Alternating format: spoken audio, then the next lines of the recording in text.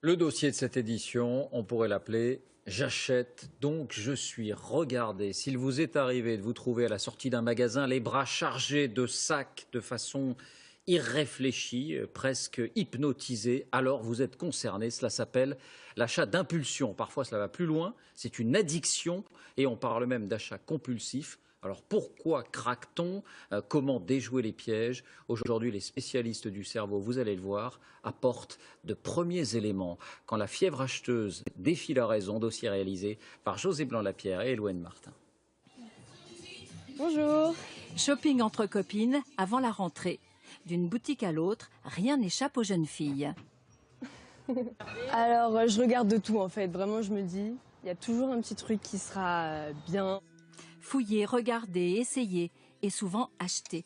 J'achète que par coup de cœur. S'il y a un truc que je trouve moyen, je l'achèterai pas.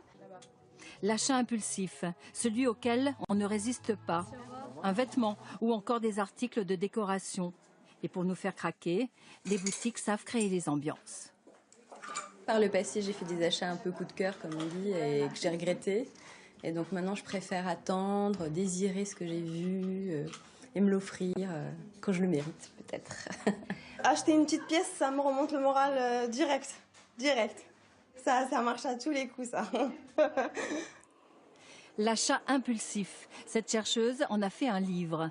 On la rencontre dans un centre commercial. C'est là où, selon elle, tout est fait pour déclencher le coup de cœur. On rentre dans quasiment une église avec son vitrail au plafond et donc toutes ces petites chapelles qui sont autant de boutiques et qui nous proposent des objets tentateurs. Une tentation mise en scène par couleur. Des objets que l'on peut toucher, acquérir avec facilité. Un univers où tout est synonyme de bien-être. Donc voilà, on a envie d'entrer. Déjà, il n'y a pas de porte, ça c'est important, de pouvoir rentrer dans la boutique facilement. Et on va cheminer comme on chemine chez soi, dans son appartement. Le marketing n'est pas la seule explication, c'est aussi une question de neurones. À l'Institut du cerveau et de la moelle épinière, l'achat impulsif, c'est la spécialité de Bastien Blin. Pour mesurer l'impulsivité, il fait passer une IRM à des volontaires. Il leur pose ensuite une question. Que vous préférez 100 € dans une semaine ou 76 € maintenant? Après analyse des données, il a découvert que la fatigue favorisait l'achat impulsif, démonstration. Dans le cerveau, cette zone rouge est celle de la décision. Elle agit sous l'influence de cette zone verte. Quand cette zone est fatiguée, elle n'est plus active et ne régule plus la zone rouge, qui n'est donc plus sous contrôle. C'est l'impulsivité. On peut imaginer que dès que cette région cérébrale est moins activée, que ce soit parce qu'on soit fatigué après une journée de travail ou que ce soit parce qu'on est surmené physiquement, eh bien, on va effectuer des achats plus compulsifs. Résultat, mieux vaut faire ses achats le matin quand on est reposé que le soir quand on est fatigué.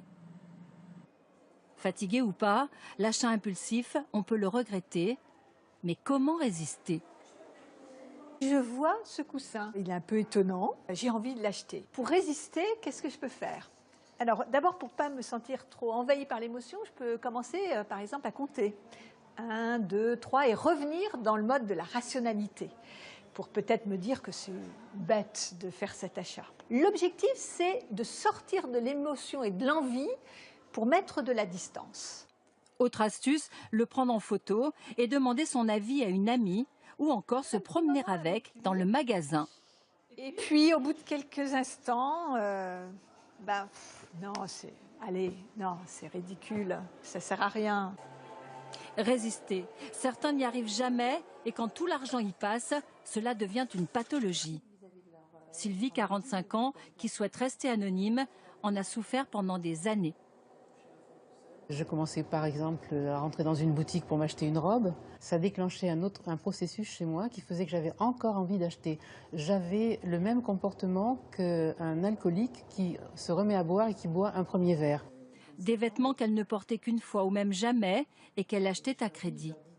La possession d'abord m'excitait. J'avais des montées d'adrénaline avec cette idée de la possession future. Et une fois que j'avais l'objet, j'avais l'impression que l'objet avait un pouvoir magique pour changer ma vie, ce qui n'était absolument pas le cas, évidemment. Par peur de se retrouver à la rue, elle a frappé à la porte d'une association. Depuis, elle participe à un groupe de parole une fois par semaine. Pour ce médecin, quand l'achat est répétitif, qu'il rejaillit sur les proches et vide le porte-monnaie, il est urgent de changer ses habitudes.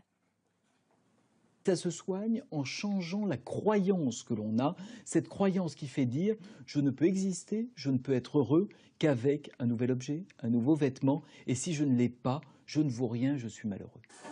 Si vous rentrez chez vous avec un objet inutile, vous êtes peut-être dépensier, mais ce n'est pas de l'addiction. En revanche, si vous avez tendance à regretter vos coups de cœur, alors mieux vaut vous entraîner à résister.